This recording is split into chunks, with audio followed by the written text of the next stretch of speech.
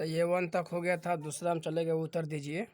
तो आप लोग इस कहानी को अच्छा सा समझ गए होंगे। इसका उत्तर आप लोग अपने शब्दों में लिख सकते हैं, फिर भी मैं बता देता हूँ। एक दिन नारद जी ने विष्णु से क्या पूछा? तो उसने यही पूछा कि भगवान, धरती पर मृत्यु लोक में आपका सबसे अच्छा भक्त कौन है? ये विष्णु जी से पूछा। विष्णु जी ने किसे अपना प्रीतम बताया है? तो प्रीतम उसी को बताया है जो अपना काम करते हुए, कार्य करते हुए भगवान को नाम ले, उसी को भगवान अति प्रिय होते हैं। विष्णु जी का उत्तर सुनकर नारद जी ने क्या निर्णय लिया? तो विष्णु जी का उत्तर सुनकर नारद जी ने ये निर्णय लिया कि हम जाएंगे मृत्युलोक में और जाकर उसका परीक्षा लेंगे। जो आपका प्रिय जो किसान है, उसका ये परीक्षा लेने के लिए निर्णय लिए। चौथा नंबर, नारद जी ने क्या देखकर चकरा गए? तो नारद जी ये देखकर चकरा गए कि किसान मात्र पूरा दिन भर में 3 बार ही भगवान को नाम लेता था। ये देखकर चकरा गए कि मैं एनी टाइम नारायण नारायण बोलता हूँ, तो भगवान हमको नहीं बोले, इनको क्यों ऐसा 3 बार ही नाम ले रहा है और भगवान इसको प्रिय बोलते हैं। तो ये देखकर वो चकरा गए थे। विष्णु जी ने नारद को दूसरा कौन सा काम सौंपा? तो विष्णु जी ने नारद जी को दूसरा ये काम सौंपा कि ये तेल का कटोरी दिए और उसमें बोले कि ये जो तेल भरा हुआ है, एक भी टोप नीचे नहीं गिरना चाहिए और आपको पूरा भूमंडल का परिक्रमा करके आना है। ये भगवान दूसरा काम उनको सौंपे थे, ताकि उनके सवाल में ही उनका जवाब दिया जा सके। तेल पात्र लेकर प्रदक्षिणा कर लौटे नारद के मन में उल्लास क्यों भरा था? उल्लास इसलिए भरा था कि वो दुविधा में थे कि इसका क्या कारण है, और वो खुशी भी थे कि मैं जैसे कहे भगवान उसी तरह मैं मतलब मैं करके आ भी गया हूँ, एक टोप नीचे भी नहीं गिरा और काम पूरा कर लिया हूँ, इसलिए उनके मन में उल्लास था। इसके बाद 7 नंबर जो है, यह उत्तर तुम्हारा आ गया। विष्णु ने नारद से यह क्यों कहा? ये क्यों कहा? क्योंकि बता दिए कि देखो, जो जिस समय तुम्हें ये कार्य सौंपा गया था, आपका ध्यान तेल पर ही था। उस समय मैं आपका इष्ट देवता भी था, लेकिन आप मेरा जो है नाम नहीं लिया। आपका पूरा फोकस अपने काम पर ही था। और वो किसान जो है अपना काम भी करता था, काम करने के बाद प्रेम से मेरा नाम भी लेता था, इसलिए मेरा वो अति प्रिय है। ये बात सुनकर नारद जी को थोड़ा सा शर्म लगी, लजा गए और बोले कि ये बात सत्य है। तो इस तरह 2 नंबर का क्वेश्चन आंसर सब हो जाएगा। आप लोग अपने शब्दों में लिखने का कोशिश कीजिएगा। 3 नंबर में है करो, सही उत्तर पर सही का टिक यानी चिन्ह लगाओ। तो इसमें 4 ऑप्शन दिया है। 4 ऑप्शन में पाठ से कौन पूरा सटीक बैठ रहा है, उस पर हम टिक लगाएंगे। जैसे विष्णु ने नारद को दूसरा काम इसलिए सौंपा क्योंकि वे नारद की बात टालना चाहते थे, नारद से ही उत्तर निकलवाना चाहते थे, या कोई उत्तर दे नहीं पा रहे थे, या किसान और नारद को एक समान समझते थे। तो ये ख नंबर होगा। ख नंबर इसलिए होगा कि नारद से ही उत्तर निकलवाना चाहते थे भगवान, इसलिए उनको ये दूसरा काम सौंपा था।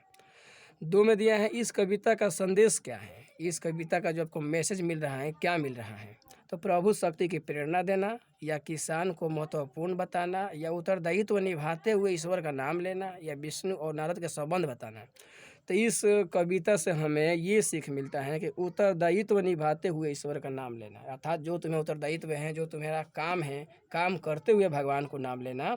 इस कविता का यही संदेश है कि कोई भी कार्य करें, काम करते हुए भगवान को नाम लेना चाहिए।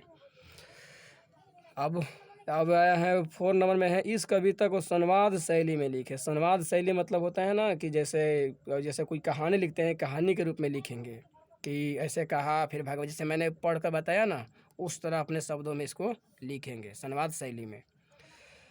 अब आ जाएंगे भाषा अध्ययन। भाषा अध्ययन यानी यहाँ सब जो है हिंदी ग्रामर चालू होगा, जो यही मुख्य चीज़ है, पढ़ना होता है। बाकी तो हम पाठ से कर लेंगे, ये पाठ के आगे होता है जो व्याकरण से लिया गया है। तो भाषा अध्ययन में है, विलोम शब्द लिखे। सज्जन, सज्जन मतलब होता है मित्र टाइप का, मित्र दोस्त। तो इसका उल्टा जो हो जाएगा शत्रु, दुश्मन। आवश्यक तो हो जाएगा उल्टा अनावश्यक। इष्ट यानी अनिष्ट, इष्ट का क्या हो जाएगा? अनिष्ट। इष्ट मतलब देवता, अनिष्ट मतलब जो देवता नहीं है। इस तरह का बना लेंगे। प्रातः मतलब सुबह, सायं मतलब शाम। साधारण इसका हो जाएगा असाधारण। तो इस तरह इसका विलोम शब्द आप लोग लिख लेंगे। समास विग्रह करो। समास विग्रह यानी समास विग्रह का मतलब क्या होता है? समास। समास विग्रह मतलब समासिक शब्दों के बीच के संबंध को स्पष्ट करना समास विग्रह कहलाता है। जैसे देशवासी यानी देश के वासी। तो इस तरह विग्रह कर देंगे। इसमें दिया है स्नान भोजन यानी स्नान का भोजन। इसी तरह विश्व पर्यटन यानी विश्व का पर्यटन। तैल पात्र यानी तेल का बर्तन, तेल का पात्र। गृह कार्य यानी कि घर का कार्य यानी घर का काम।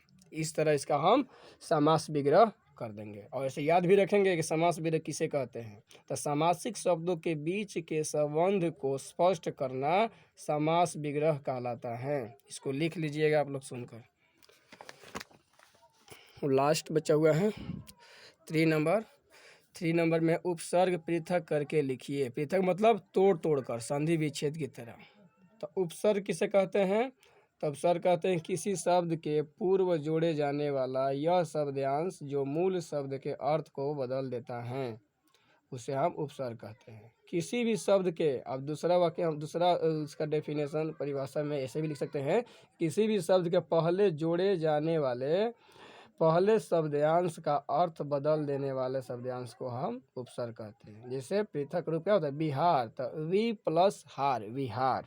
पृथक यानी अलग करना। उसी तरह ये है प्र प्लस दक्षिणा, प्रदक्षिणा।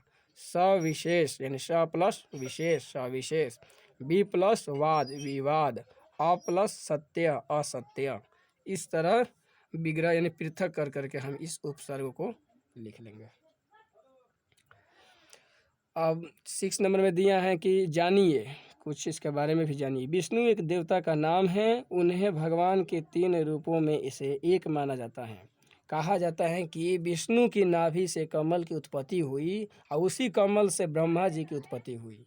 यही ब्रह्मा जी सृष्टि रचते हैं और भगवान विष्णु सृष्टि का पालन करते हैं। दूसरा, नारद जी ब्रह्मा के मानस पुत्र एवं भगवान विष्णु के परम भक्त थे।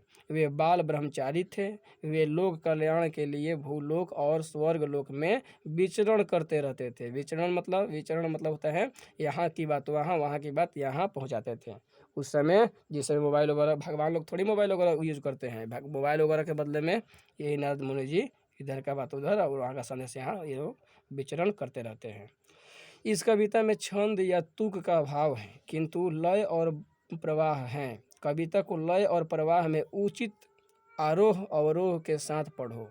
जैसे कविता पढ़ा जाता है ना, हल्का किसी को ऊपर चढ़ाएंगे, किसी को बराबर ले जाएंगे, किसी को नीचे ले जाएंगे, उस रूप में इसको लिखना है। जिस तरह हम लोग ध्वज प्रणाम करते हैं ना, नमस्ते सदा वत्सले मातृभूमि तोया हिंद भूमि सुखम वर्धितो हम, उस टाइप से इसको ऊपर और नीचे की श्रेणी में ले जाना है। योग्यता विस्तार।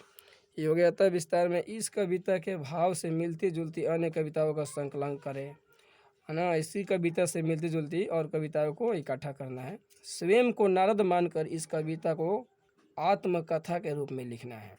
स्वयं को नारद समझ लेना और इसको मानकर इस कविता को आत्मकथा के रूप में प्रदर्शित करना है। तीसरा बात, निराला जी का संक्षिप्त जीवन परिचय जानने का प्रयास कीजिए। जैसे निराला जी का जन्म 1897 ईस्वी में बंगाल के महिषादल राज्य में हुआ था। निराला जी ने घर पर ही रहकर संस्कृत, बांग्ला और अंग्रेजी भाषा का अध्ययन किया। वे बहुमुखी प्रतिभा के साहित्यकार थे। उनका देहांत 1961 ईस्वी में हुआ। उनकी प्रमुख रचनाएं हैं गीतिका, परिमल, नए पत्ते, सरोज स्मृति आदि। तो इस टाइप का इनका जो है संक्षिप्त विवरण जो है, आप उसको इनका इमेज भी देख सकते हैं। इनका इमेज है ये। तो इस टाइप से आप लोग इसका फेयर कर लीजिएगा। आज हम लोग 8 पार्ट तक समाप्त कर चुके हैं।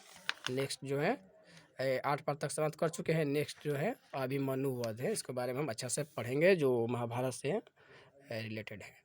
तो मिलते हैं अगले वीडियो में। आप लोग कोरोना में थोड़ा सतर्क रहिएगा, मास्क यूज कीजिएगा और हाथ कम से कम 20 सेकंड तक अवश्य धोइएगा। 20 मिनट तक शायद है। तो मिलते हैं अगले वीडियो में, तब तक ले जय हिंद।